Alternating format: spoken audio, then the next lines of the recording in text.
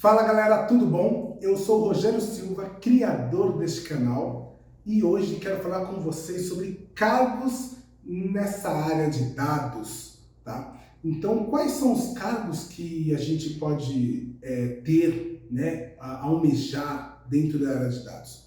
A área de dados, ela ainda está em definição, né? Tem muitos cargos para a área de dados, porém poucos definidos mesmo as suas atribuições, suas funções, né, e as descrições. Então eu vou falar de apenas 4 cargos, tá? Mas esses cargos já estão bem estipulados, definidos dentro do mercado, tá bom? Inicialmente, então, eu vou falar do engenheiro de dados. O que é o engenheiro de dados? O engenheiro de dados é o profissional que ele prepara os dados, ele extrai os dados de algum lugar. Tá? Então, vou dar um exemplo, ele pega o dado de um Twitter, de um Facebook, ou de uma base, de um SAP, né? Ele pode pegar o dado de qualquer sistema, ele carrega esse dado num ambiente analítico e faz algumas transformações para deixar esse dado limpo, com qualidade, né? Então, ele é o profissional que extrai, carrega e prepara esses dados. Tá? O que o engenheiro de dados precisa conhecer? O engenheiro de dados, ele precisa conhecer SQL. SQL é a linguagem mais utilizada para manipulação de dados. Então ele tem que conhecer SQL. Ele é muito interessante ele conhecer Python. Python também é uma linguagem de programação que você utiliza para fazer scripts, tá? E tratamento dessas informações. Tá? É muito importante para o engenheiro de dados um pouco mais experiente já conhecer Python. Para ele ter seus códigos versionados, né? Então eu criei um código, eu fiz uma alteração e eu posso voltar à versão anterior ou não, né? Existe uma ferramenta chamada Git e essa ferramenta também é muito importante para o engenheiro de dados saber trabalhar com ela, ok? E alguns conceitos. Conceitos do que é um Data Warehouse, o conceito do que é um Data Lake, Lake House, Data Mesh, a arquitetura, né, nessa parte de saber que a arquitetura que vai ser utilizada, são conceitos técnicos, mas são conceitos que o engenheiro de dados, com o tempo e experiência, ele vai aprendendo também a como, o que ele está desenvolvendo e está dentro de qual conceito. Legal? Beleza, esse é o engenheiro de dados. O próximo que a gente vai falar é o arquiteto de dados. O arquiteto de dados, ele é o profissional que ele vai pensar toda a arquitetura dos dados. O que é a arquitetura dos dados, já? Então, por onde esses dados vão passar, como que eles vão trafegar neste ambiente, né? Qual que é a forma de desenvolvimento dentro da empresa. Qual é a forma e o fluxo do dado dentro da empresa. Então, ele que vai integrar um sistema com o outro, como que isso vai acontecer, ele que vai definir quais ferramentas a gente vai utilizar. Tá? O arquiteto de dados, ele trabalha muito próximo do time de governança de dados. Tá? Então, juntamente com o time de governança, ele define vários padrões os quais serão respeitados por os outros profissionais de dados, ok? Temos a área, então, o cargo de analista de dados, que eu vou colocar no mesmo pacote. Analista de dados, analista de BI e analista de negócio. Tem diferença entre eles? Tem, mas a gente vai colocar aqui dentro do mesmo cargo, porque as empresas elas acabam também confundindo muito esses papéis. O analista de dados, BI e negócio, são profissionais normalmente que são da área de negócio da empresa, que migraram para a área de dados.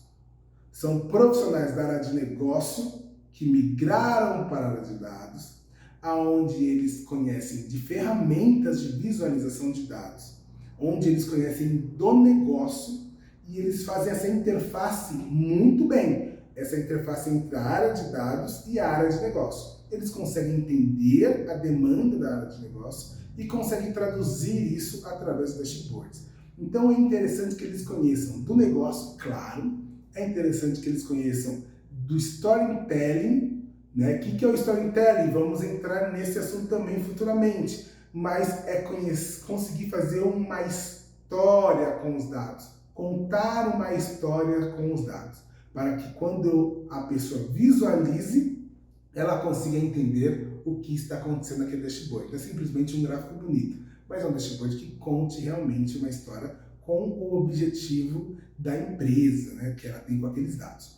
E aí as ferramentas mais utilizadas no mercado hoje é o Power BI, tá? Temos o Tableau, temos o ClickSense, temos o Data Studio, que agora está mudando o nome para Looker Studio, temos o Metabase e entre outras ferramentas. Essas acho que são as mais utilizadas no mercado, tá? Mas todas cumprem com o objetivo de apresentar relatórios, painéis, KPIs, dashboards aí, ok? Você usa o que for melhor para a sua instituição. Qual que é outra profissão? O cientista de dados, o tão famoso cientista de dados, todo mundo fala. O que é o cientista de dados? É o profissional que vai utilizar da estatística, ele vai utilizar de uma linguagem de programação muito difundida, o Python, né? E vai utilizar do conhecimento do negócio para gerar modelos estatísticos probabilísticos, né? Modelos preditivos, séries temporais, entre outros modelos que ele pode trabalhar também. Tá? O cientista de dados, ele é um profissional hoje no mercado muito valorizado, né? Porque o mercado hoje está querendo visões futuras em cima de dados estruturados. As empresas, agora com o advento do ChatGPT, né, inteligência artificial, todo mundo quer trabalhar com dados para previsões, modelos de associação, né, o que eu ofereço para o meu cliente com base em dados, qual que é a probabilidade desse cara comprar ou dessa pessoa sair e não ser mais meu cliente. Eu quero fazer isso a todo tempo, né? Poxa, eu dou crédito ou não dou crédito para essa pessoa? Tudo isso são funções e são modelos que o cientista de dados trabalha. Tá? Essas profissões, quatro que eu conversei com vocês, são as quatro, porém tem outras mais. Só como eu disse no início, o mercado está em definição. Essas são as mais definidas que eu posso dizer para vocês. Tá? Então, existe também uma atribuição que todos esses profissionais precisam trabalhar. Tá? O mercado também exige o quê? Saber trabalhar com metodologias ágeis. Tá? O Scrum, Kanban, são metodologias que estão muito valorizadas e que são necessário que é necessário que os profissionais consigam trabalhar com elas. Tá? Então, é um dos atributos que está para todos os cargos ali, trabalhar com metodologias ágeis. Podemos entrar futuramente também, se você tiver dúvida, deixa aí no comentário, no como trabalhar com metodologias ágeis, tá? Na área de dados, ok? E como eu já disse um pouco antes na parte de arquitetura, existe a área de governança de dados, que também tem profissionais ali, que trabalham com dados, mas com o objetivo da governança, da organização, né? Com o objetivo de que a empresa tenha um padrão, tanto na criação, no armazenamento dos seus dados, né? Na criação dos seus dashboards, a governança, a qualidade desses dados, a governança está envolvida em tudo isso, ok? Essas são as funções que você pode trabalhar com dados, elas estão bem definidas e difundidas no mercado. Essas funções, você já tem agora um caminho qual seguir para se tornar, né, um engenheiro, um arquiteto, um analista, um cientista de dados. Tá? Tem muito mais coisa que essas pessoas sabem, que elas precisam saber, só que para você que está iniciando agora, esse caminho já começou a ficar pavimentado. Você já começa a entender o que precisa para se tornar. Beleza?